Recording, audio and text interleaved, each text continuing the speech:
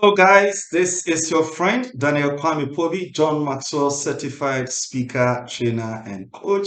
And it's my honor to welcome you. Thanks for making time to be with us in this episode. And if this is your first time joining us, watching any of our videos, yes, I encourage you subscribe on that YouTube channel, Daniel Pobi. Also share with your friends and encourage them to join this community where we discuss everything leadership. I welcome you once again to Hikers Leadership 360. And our topic for this episode, we are looking at how do you cultivate yourself as an individual? And in recent times, we have been discussing leadership, and particularly we've been looking at those attitudes that set leaders apart. What are those attitudes that leaders have that allow them to really achieve more than other people are able to do? And we've been looking at these things that we have titled leadership attitudes, those attitudes, and we've looked at purpose and passion. We have looked at initiative. We have looked at goal setting. We have looked at teamwork, how leaders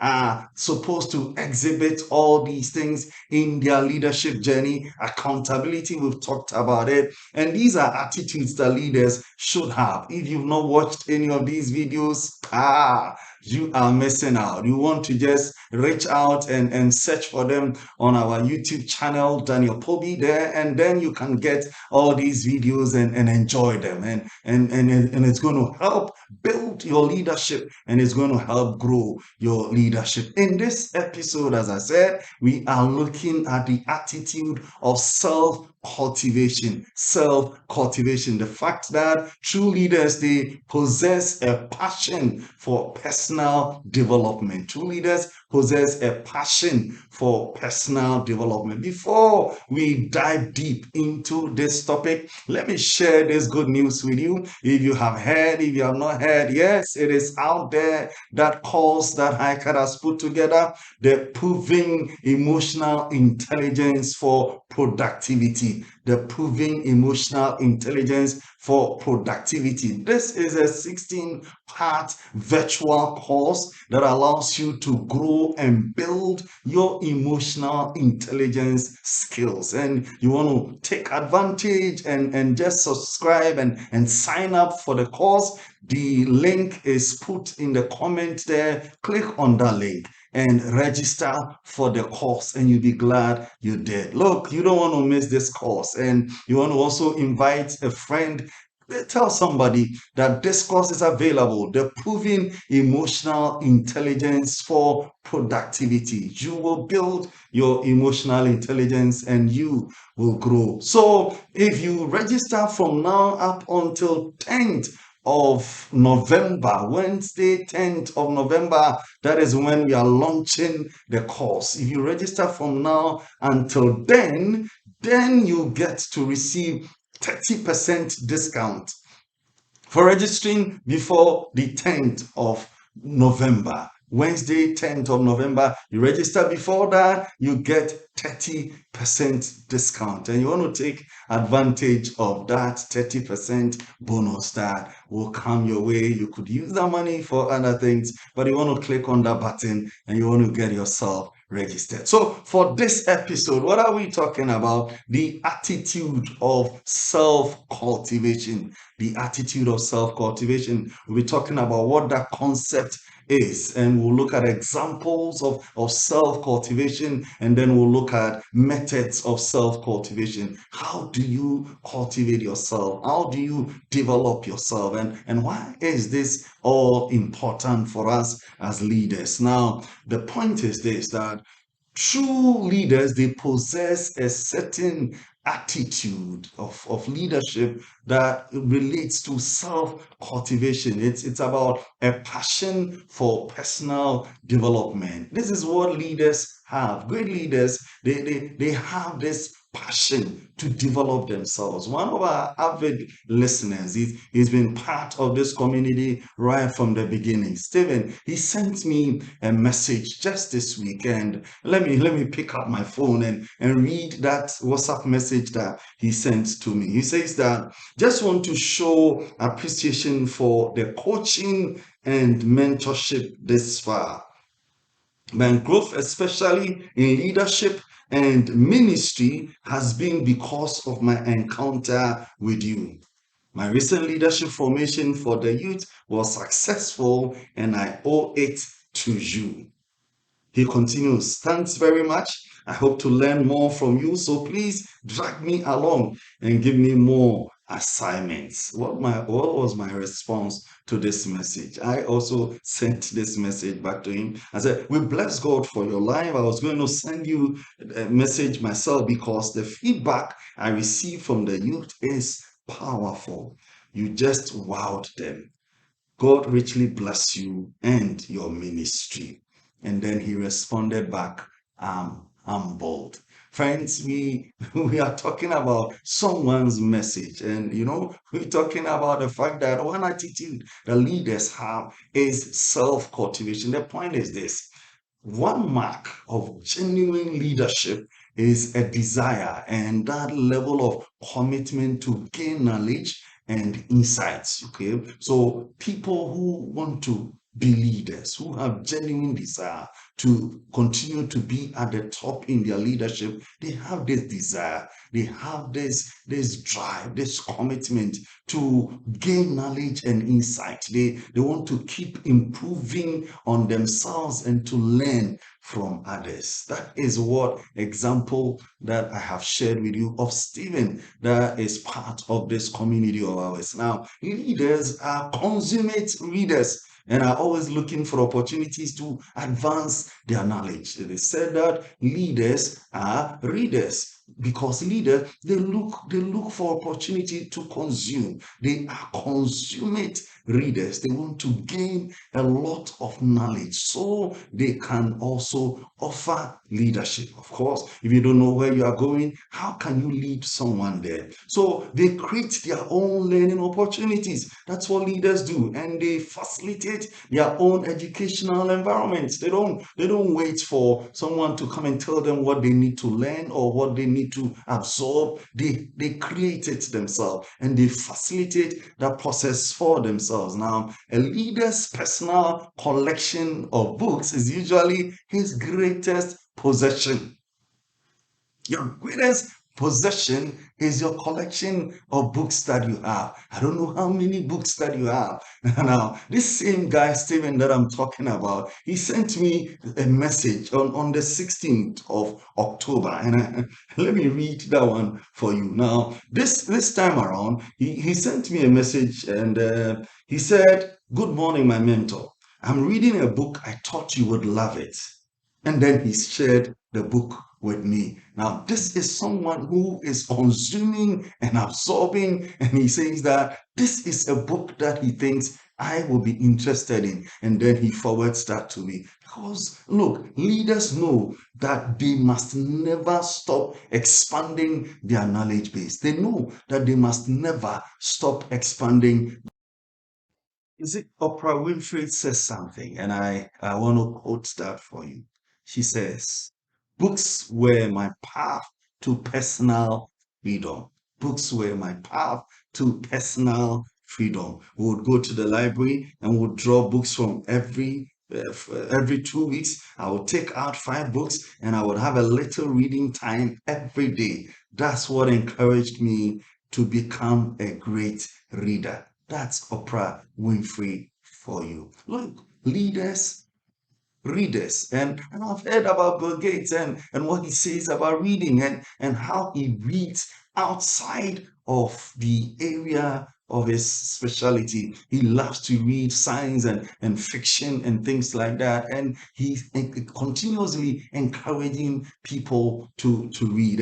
And he has shared 3 principles that for him, if you follow just three, will get you to that level of being a great reader. The first one, principle number one that Bill Gates shared is that take side notes. When you read, take side notes, make notes from what you are reading. Maybe you have not noticed. So far, since we began talking about the spirit of leadership, we have been teaching from a book that is written by Dr. Miles Monroe. Dr. Miles Monroe has written that book, The Spirit of Leadership. And so Bill Gates says that principle number one, take side notes. Principle number two, he says that finish every book you read. Make sure you finish every book you read. Don't be in the habit of, oh, you start reading this one and then you get tired and you put it on the side. You start that one and then, oh, you have a lot of books, unfinished projects all around you. No, when you pick one book, make sure you finish. And the third principle that he adds is that read at least 1 hour at a time. When you start reading, for you to benefit from the reading that you are doing, make sure you give it 1 hour. Concentrated 1 hour of reading. That is what will help you benefit from the reading that you are doing. These are three principles that Bill Gates will share with us. But point we are making about self cultivation is that the attitude of self cultivation will drive you to extend that knowledge that you are acquiring beyond your particular scope. Just like I said about Bill Gates, you begin to go into areas beyond the specialization that you have. You may be specializing in agriculture, but the more you read, you see that you'll be extending to other areas. And leaders, they study beyond the realm of their own disciplines. But when they are doing that, it is all to advance their purpose and their vision. I remember in those days on the campus of University of Ghana, what I enjoyed doing, that till now I think about it and it beats my own imagination. Why I was doing that, I can't even tell. When I have finished exams, I'll spend some time in the library reading certain books that are not part of my course. Sometimes because of church or because of one program or the other, you don't finish your paper and then you move out. And after my papers, I'll take some time, go to the Commonwealth Hall Library, pick classical stories and books on classical history and be reading about those stories and those legends that were written in those classical books. And I'll just be reading and enjoying them. Okay, you read beyond and you go beyond the realm of your discipline or wherever it is that you are hovering. True leaders possess a passion for personal development. The other statement that I want to make is that self-cultivation is to accept the power in empowerment. Okay, so you're accepting the power in self-empowerment. That word self-empowerment, you are just taking the power in your own hands and you are building yourself and you are cultivating yourselves. And friends, let me share with you methods of self-cultivation. I've categorized them into four different areas that you can build and develop yourself in. The first one is by the use of written material. Written material. And here I'm talking about books, I'm talking about magazines, I'm talking about journals, I'm talking about newspapers, instructional manuals. These are written material. Be in the habit of reading written material, journals in your field, business journals. Read those kinds of newspapers that relate to your field and even beyond, and magazines. Read them, all right?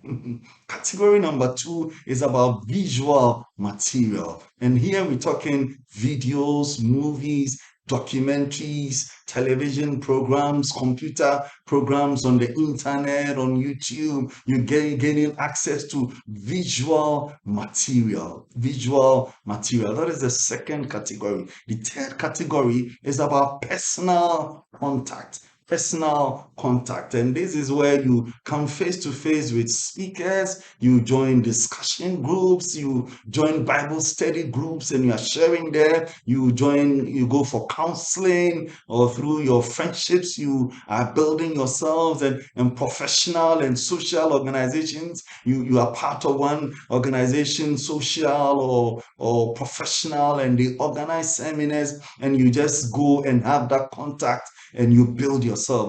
I remember I was invited by one organization like that, the Lions Club in Ghana, and they were doing some leadership training, and they invited me to come and speak to leaders on emotional intelligence and how emotional intelligence plays in leadership. And these are opportunities that you self-develop, you self-cultivate, all right? But that is the third category. There is a fourth category. The fourth category is about personal experience, personal experience. And here we are talking about you intentionally developing your skills, developing your talents, developing your hobbies and other areas of interest for you. You just endeavor, you just look for ways and means that I have the skill, I have this talent, I have this hobby, I want to own it, I want to develop it, I want to sharpen it, and I want to improve on myself. Practice, practice, practice, and you're just building and developing yourself. So these are the four methods of self-cultivation that I want to share with you. So let me summarize all that we've been talking about. The point is that true leaders possess the leadership attitude of self cultivation. And by that, we are talking about a passion for personal development. A passion for personal development, a drive, that commitment, to gain knowledge, to gain insight. And we say that one mark of genuine leadership is that desire and commitment to gain knowledge and insights, to keep improving oneself, and to learn from others. And I was sharing the story of my brother Stephen with you. And we also shared what Bill Gates said, that three principles, if you are going to learn, if you are going to gain knowledge, you are going to gain insight. He says, number one, when you are reading books, take notes. Take notes on the side, okay? Number two, he says, finish every book you read. Finish every book you read. And the third one, he says, read for at least 1 hour at a time. Read for at least 1 hour at a time. It is said that if you're able to do that 1 hour every day in 5 years, you will be an expert in that field that you are studying. If you just study 1 hour every day, but Bill Gates says that make that concentrated time and let it be a concentration for 1 hour that you are concentrating and you are reading that material. Then we also say that self cultivation is to accept the power in self empowerment. Self cultivation is to accept the power in self empowerment. And we have talked about the four methods of self cultivation. We have categorized them into four for you, just to remind you very easily. The first category we said is written material, books, magazines, etc.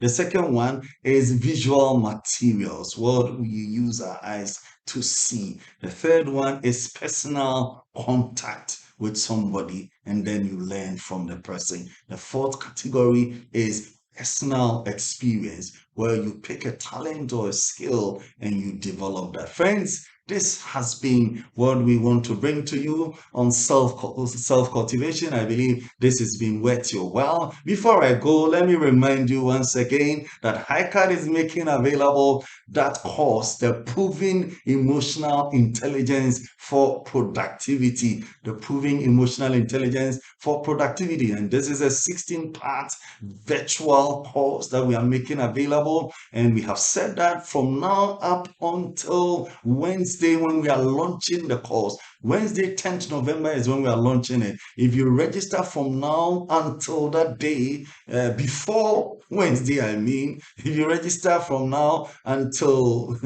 Tuesday, let's say 9th of November, before Wednesday, 10th of November, if you register before that, then you get the opportunity to receive that 30% discount that we are making available to people who take advantage. You want to register for this course, you want to share it with your friend, and you want to make sure that they are getting more people to increase and grow their emotional intelligence skills. The link is in the comments and in the chat there. Click on that link, register, and be part of this course. Share this video. Let your friends also benefit from it, and let more people join us and subscribe on our YouTube channel. Until we meet again next time, on behalf of the Hiker team, we wish you the very best. Keep yourself safe and keep going and keep improving. Until then, it is bye bye from us. Take care.